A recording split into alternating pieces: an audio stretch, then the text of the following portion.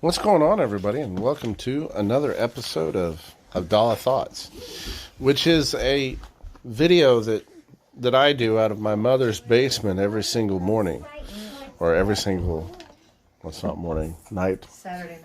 Yeah, Saturday night. Not really out of my parents' basement, but I might as well be because that's how many viewers I had. Maybe if I was in my mother's basement, or my parents' basement, I would. So I want to introduce to you Moshe Rabbeinu. He's on live, and now he's taking the camera. He's saying hi. Sarah, do you want to say hi? Hi. Hi. Okay. Abigail, do you want to say hi? Hi, hi. All right. So, now that we've all said hi and got our highs up, welcome to another episode of Havdalah Thoughts, where we discuss various things having to do with Jews, Messianic Jews, Gentiles, so on and so forth. Anyway, our passage that I'm going to be reading today is out of Galatians. Galatians chapter 6. Brethren, if a man be overtaken in a fault, ye which are spiritual, restore such a one in the spirit of meekness, considering thyself, lest thou be tempted. Now, I want to translate that for you. That means if you're part of the Southern Baptist Convention and somebody has a doctrine that is in any way different than what the convention teaches, you need to cast them out, publicly shame them on Facebook, and ensure that they're not welcome in your church anymore. Oh, I'm sorry. That's not what that verse says. Well, let me read it again. It says that if a man be overtaken in a fault, that means if he's weak, if he has a false doctrine, if he's confused, if he has a sin, if he's still trying to be part of the church but he has an error, all of those might possibly apply. If a man be overtaken in a fault, ye which are spiritual, restore such a one in the spirit of meekness, considering thyself, lest thou also be tempted. So be careful. Try to be humble in meekness at how you deal with him. I'll be careful not to get caught up in what he says, but try to work with him in meekness. That's one thing I don't see a lot of. Would you mind picking him up, sweetie? That's one thing I don't see a lot is people who correct people in meekness. You know what seems to be really the fun thing to do all the time, especially on Facebook and Twitter? Calling people out and really ripping into them, you know? Really, she wants to say hi. And really just telling them what you think. And that's what makes you a cool person, because you say the real stuff that people can follow. But who wants somebody who's going to call somebody out in meekness? It doesn't really happen. In our society, we praise Lashon Hara. We praise people saying stuff to each other in mean ways. We think that's cool. We look at them like shows, TV shows like House. I'm not saying you can't watch House. There might be some things in there that are concerning for sure. But when I watched House, after I had looked at it for a while, that guy's really mean. And it almost sounds like there's a celebration of being mean and cruel to people.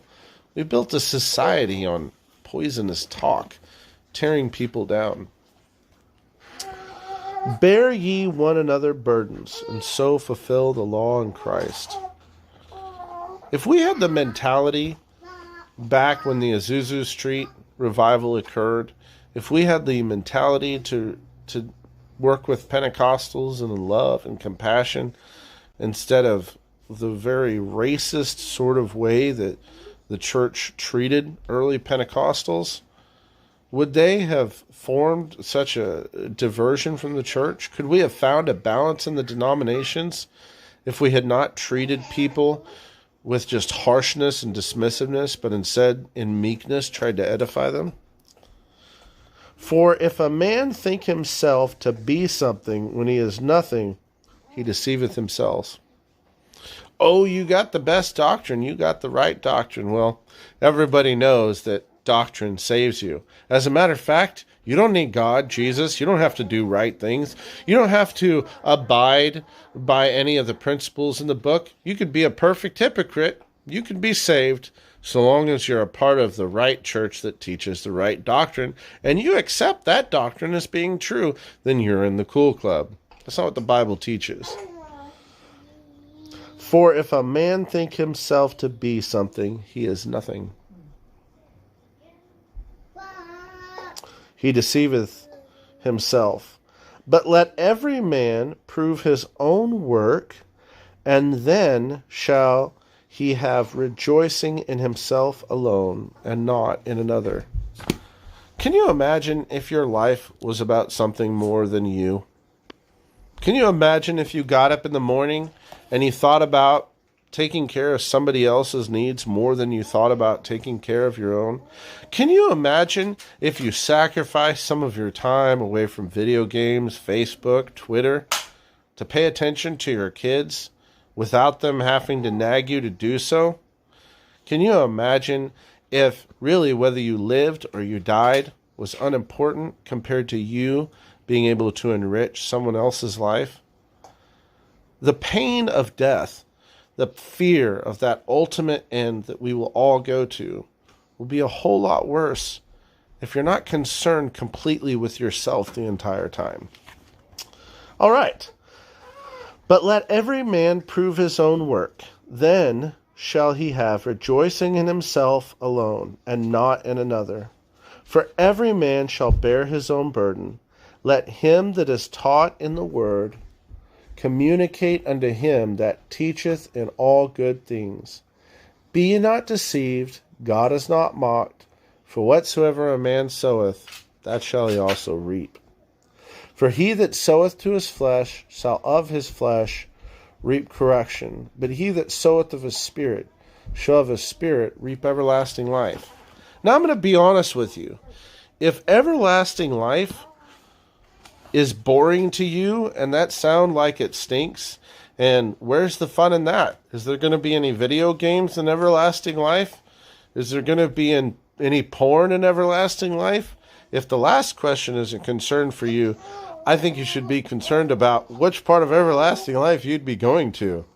But the reality is if there's no end to this, if you just die and you get put in the grave, then life has no meaning to it. And if life has no meaning to it, it's depressing even as it exists right now. But if you believe in an afterlife, and you believe that there's a God, and you believe that that God is real, then you should live in that faith, acting in that faith, being concerned, being cared. And one thing for sure is to be able to love people more than yourself. I attend I would say it's kind of like an Orthodox synagogue, but it's a Messianic synagogue. They're believers in Yeshua. And as part of their liturgy, they have the same part in Leviticus where Jesus said, he said, what is the greatest commandment? Hear, O Israel, Jehovah is our God, Jehovah is one. And then he says, you shall love Jehovah with all your heart, with all your soul, with all your might. And then in Leviticus, it actually says, and you shall love your neighbor as yourself. Think about that today as you go on during the week. If it's possible, try to think about somebody else but you for just a little bit of a time. And it might actually enrich your life, regardless of what your religion and your faith is. That's between you and God. Try out thinking that you're not the most important part of your story. And I'll leave you with the last verse. And let us not be weary in well-doing, for in due season we shall reap, if we faint not.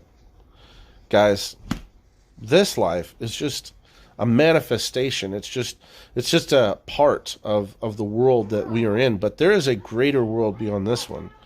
And if there's a greater world beyond this one, it must be more complex and have more to do. So in reality, this life is kind of like going through 4 years in high school. But if you could change things, if I could change things and I could go back to high school, I'd spend more time, I don't know, getting to know people and being compassionate and helping people than I would about how cool I looked and what people thought of me. Also, it turns out I was going to turn into a really ugly guy anyways, so it really didn't matter.